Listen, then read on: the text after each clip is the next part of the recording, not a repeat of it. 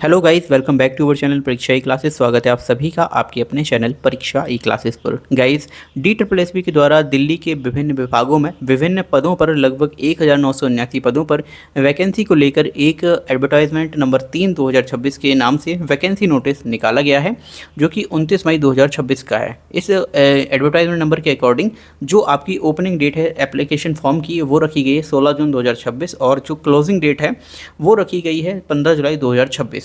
And इसके regarding एक video मैं चैनल पर अपलोड कर चुका हूं और अब मैं इस वीडियो में और इस सीरीज़ के माध्यम से आपको हर एक पोस्ट वाइज जो एलिजिबिलिटी क्राइटेरिया है वो मैं आपको बताने जा रहा हूं। तो आप परीक्षा ई क्लासेस चैनल पे जाइए, वहां पर प्लेलिस्ट आपको एक बनी हुई मिलेगी DSSB नोटिस के नाम से, और वहाँ पर आपको ये सभी वीडियोस जो हैं वो क्रम से आपको देखने को मिल जाएंगी, जिसमें हर एक पोस्ट की अलग अलग जो एलिजिबिलिटी क्राइटेरिया है वो आपको देखने को मिलेगी। देखिए, पोस्ट कोड 32/26, पोस्ट का नाम है यहाँ पर टेक्निकल असिस्टेंट हिंदी, और इसका जो पेरेंट डिपार्टमेंट है वो है आपका डिपार्टमेंट ऑफ दिल्ली आर्काइव्स।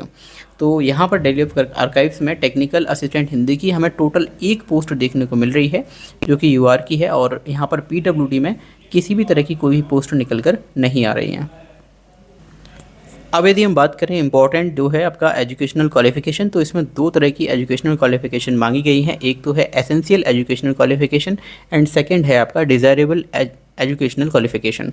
सबसे पहले आपकी है एसेंशियल एजुकेशनल क्वालिफिकेशन। तो यहाँ पर देखिए, आपकी मास्टर्स होनी चाहिए from a recognised university in Hindi with English as a compulsory और इलेक्टिव सब्जेक्ट और as a medium of examination at degree level. तो यहाँ पर आपकी जो मास्टर्स है उसमें आपकी हिंदी भी होनी चाहिए और इंग्लिश होनी चाहिए, और अगर आपकी इंग्लिश नहीं है तो आपने जो डिग्री किया हुआ है तो उसमें आपका जो मीडियम है वो इंग्लिश मीडियम होना चाहिए, तब आपकी ऐसी मास्टर डिग्री मान्य होगी। दूसरा, master degree of a recognised university in English with Hindi as a compulsory और इलेक्टिव सब्जेक्ट और as the medium of examination at degree level.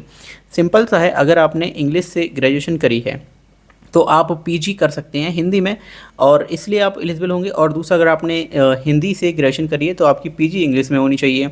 इस तरह का जो कॉम्बिनेशन है वो यहाँ पर बनाया गया है। इसमें और भी ऑप्शन निकल के आते हैं, लाइक मास्टर डिग्री आपके पास हो और उसमें आपकी या तो हिंदी और इंग्लिश से हो, या फिर with Hindi medium and English हो एज अ कंपलसरी और इलेक्टिव सब्जेक्ट, जैसा कि मैंने आपको भी समझाया है। सेम अगला हम देखेंगे तो उसमें भी सेम इसी तरह से आपको बोला गया है। फिर देखिए, master degree of recognised university in any subject other than Hindi or English with Hindi and English as a compulsory or elective subjects, or either of the two as a medium of examination and the other as a compulsory or elective subject at degree level। Simple सा है कि आपके पास यहाँ पर graduation level पे आपके पास हिंदी और English होना कंपलसरी, और PG भी आपका या तो हिंदी से हो या फिर इंग्लिश से हो।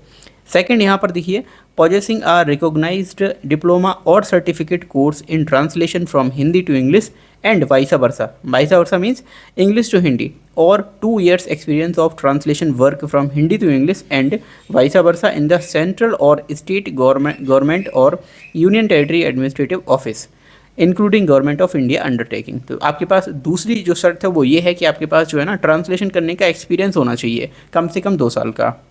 इंपॉर्टेंट नोट की बात करें तो यहाँ पर देखिए बोला गया है कि there shall be a mandatory induction training of at least 2 weeks during the successful completion of the probation. ठीक है, तो आपका 2 साल के प्रोबेशन के भीतर आपकी 2 हफ्ते की जो है मैंडेटरी इंडक्शन ट्रेनिंग होगी। दूसरा, यहाँ पर qualifications are flexible at the description of the competent authority for reasons to be recorded in writing. Third देखिए, the qualification regarding experience is or are relaxable at the description of the competent authority for reason to be recorded in writing in the case of candidates belonging to scheduled caste और scheduled tribes। तो उनके लिए यहाँ पर इसे छोड़ा जा सकता है। if at any stage of selection the competent authority is of the opinion that sufficient number of candidates from these communities possessing the requisite experience are not likely to available to fill up the post reserve for them. तो यहाँ पर देखिए, अगर इनकी जो candidates आते हैं SC और ST से, तो उन कैंडिडेट्स को भी यहाँ पर लिया जा सकता है। सो नेक्स्ट, अगर हम बात करें एक्सपीरियंस की, तो यहाँ पर डिज़ायरेबल और एसेंशियल 2 एक्सपीरियंस होते हैं, दोनों ही यहाँ पर निल नहीं है, जिसमें से आपका डिज़ायरेबल जो है वो यहाँ पर निल है, और जबकि एसेंशियल है उसमें मेंशन जो किया गया कि एसेंशियल एजुकेशनल क्वालिफिकेशन कॉलम में कि आपके पास जो ट्रांसलेशन करने का अनुभव है वो यहाँ पर होना चाहिए मिनिमम 2 साल का।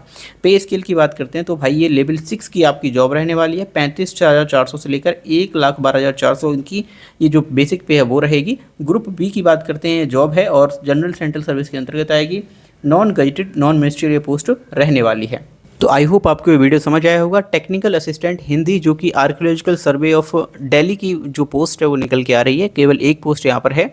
इसके बारे में जो भी क्वालिफिकेशन डिटेल में मैंने आपको बता दी है, और इसी तरह से हर एक पोस्ट के लिए जो डिटेल क्वालिफिकेशन है, एसेंशियल क्वालिफिकेशन, वो मैं आपको वीडियो के माध्यम से बताता जा रहा हूँ। और इसकी एक प्लेलिस्ट मैंने बना दी है जो कि DSSB 2026 वैकेंसी के नाम से आपको देखने को मिलेगी। वहाँ पर आप इन सभी जो पोस्ट हैं उनकी एजुकेशनल क्वालिफिकेशन को देख सकते हैं। Thank you watching this video. मिलते हैं अगली वीडियो में।